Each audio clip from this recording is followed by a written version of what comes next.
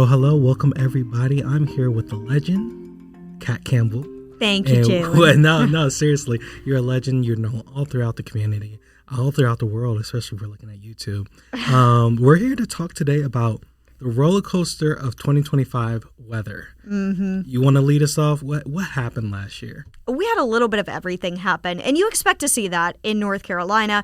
You have snow, you have tropical systems, you've got tornadoes. You get truly just about everything except dust storms here in North Carolina. We even have, unfortunately, seen wildfires in the mountains in the past. So when we looked back at the data, you know, Jaylin, I am a data scientist at heart. I love a good spreadsheet, and meteorologist Chris Michaels helped with this data as well. We used WRAL data, so people kind of argue sometimes whether or not we should use WRAL or RDU data. I just want to let you know this because it's important, because the data and the stats I'm about to tell you go all the way back to the late 1800s. Oh, wow. So this is a big database, and we tied for the 7th warmest year on record in 2025. Yeah. And I love cold weather, first of all. Mm-hmm. So last year was not the best for me in terms of that. But okay, let's talk about, since the 1800s, we're talking about data, a lot of numbers. Mm-hmm. What's important? What's important to me? Okay, this is going to be my personal favorite 2025 weather trend that we saw was August. Okay.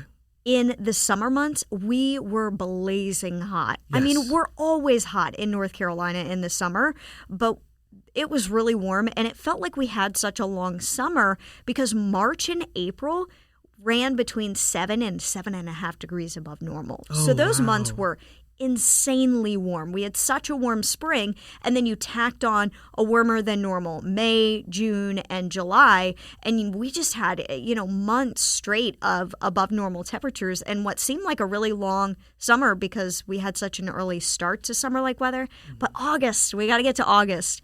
After we endured that heat, we almost got an early start to fall, and it rocked. That was my favorite part of 2025. Temperatures were below normal in August, and we don't usually get that unless we have a lot of tropical activity, and we didn't have a lot of tropical activity in August. So that really rocked. We just had a nice early-ish start to fall, and I loved it, and I loved the snow too. I mean, we got to talk snow. We needed snow for the kids out there. I love meeting kids at the state fair and some of the school talks and community events that I do.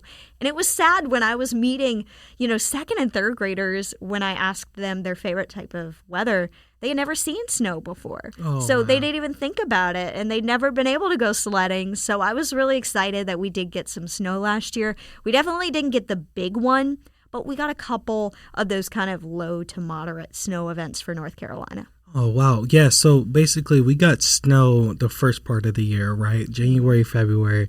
Didn't really get snow in the last part of the year. So hopefully we get that in 2026. I'm fingers crossed because I do love snow personally. And it's best in December with the Christmas lights up. It is. We needed it, but we didn't get it, unfortunately. So, I was really sad. Let's go back to August. August was very dry too, wasn't it? Talk about that. So, I've got notes here because I don't have every monthly temperature rainfall number memorized. But August was we had these ups and downs with our monthly rainfall, and we were really dry to start the year. So we started the year actually in a little bit of a drought. It was the driest year as a whole since 2012. But if I would have told you that statistic in July, you wouldn't have believed me. No, I would not have. There was a viral TikTok that I got a real kick out of because it was so true.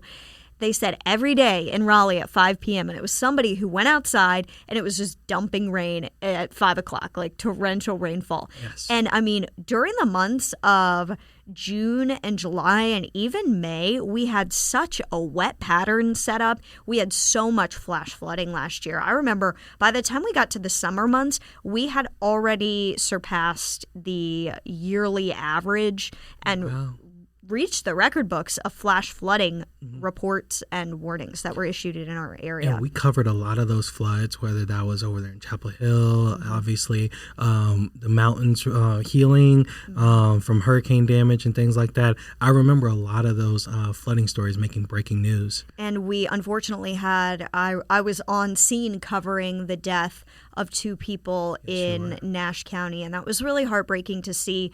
It's tough in those situations, and we just had what seemed like these intense rainfall events over and over and over, and the drainage systems just could not take some of the rainfall. So please remember, heading into 2026, hopefully we have less flash flooding, but turn around, don't drown. Those deaths typically occur when people are driving. It's a lot of the up and downs that we get that really highlight 2025, in my opinion, correct? Oh, for sure. Yeah, it was a lot extreme and then a lot of lows. We didn't really get too much calm, correct? Yes, we saw the big ups and then big downs. We would go from 70s to teens, back and forth. And I got to tell you, we're already doing that in 2026. But it's normal for North Carolina to have some of those ups and downs.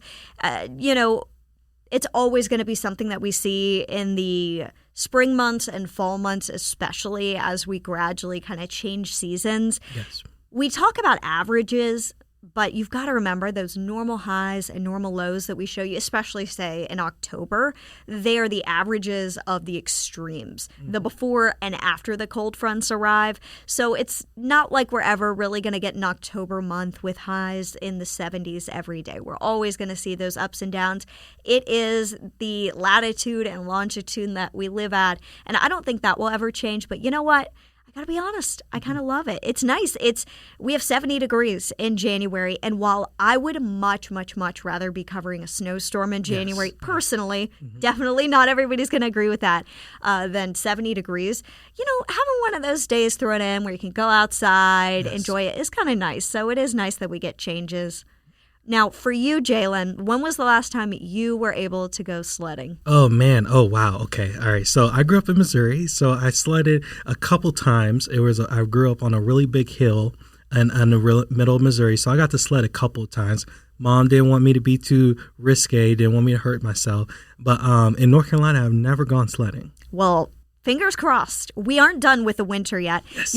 Over about 2/3 of our snowfall for the year, when you look at the percentages, that comes in January and February. So we still have plenty of time to go. I know we're in a warm stretch in January, and it doesn't look super promising over the next couple of weeks, but we still have February to go, and not all bets are off for January. And I challenge you, next good snowstorm that we have, more than 3 inches of snow, will you go sledding with me? I will. I have layers. I got a coat. I'm already ready. I'm ready to go shopping. I'm ready to go get my soup season. This is music to my ears right now. I have extra sleds. In my, I regret one year they had sleds on sale after December at Costco. And they were like the nice sleds for $8. And I got a couple. I was like, you know what? I should have just bought the whole box. Yes. They were there, and then handed them out to kids next time it snowed. Bless them, because first of all, in my neighborhood, the kids actually play outside. So awesome. It's always beautiful just watching the kids, what we used to do back in the day. And when it snows, everybody's outdoors. Everybody's kind of having family time. Yeah, bless them with some sleds. I love it. Oh, yeah. And I've got to say this. There are people that are listening right now that are just fuming at this conversation, that hate the snow. Maybe you moved here from up north. I want to remind you, I am from North Carolina, born and raised. Yes, you are. And I feel like true North Carolinians, aside from my grandmother, who also is from North Carolina, she would refuse this. But, we get it so rarely. You get it once every couple of years in this area, that it is exciting. It's different, and the kids definitely make the most out of it. Absolutely. We love the snow. If there is snow, please be safe. Catch up on WRAL, keep you up to date, stay indoors, don't drive when it's ice, those types of things. But you know what? If you got some family time, build the snowman, have the hot chocolate. I love it. Is there any other data from 2025 that we need to cover? I do want to mention that it was the coolest December that we've had since 2010. Interesting. A lot of people, I think August stood out temperature-wise for being cool, and December stood out for being cool because it was so cool to start the month. It felt really festive outside for all of those outdoor events that we had going on. If you're watching this, like, subscribe, follow for more. You can always catch up with Kat Campbell. Anywhere you can follow WRAL Weather, download the WRAL Weather app, go on WRAL.com, catch us on YouTube, catch us on Instagram, everywhere. Anything else I'm missing? Download the new WRAL Weather app. If you don't already have it, Yes. I mean, we went through massive upgrades last year, and I love the app. Mike, Mays, and myself, we talk about it all the time. So No, it's really solid.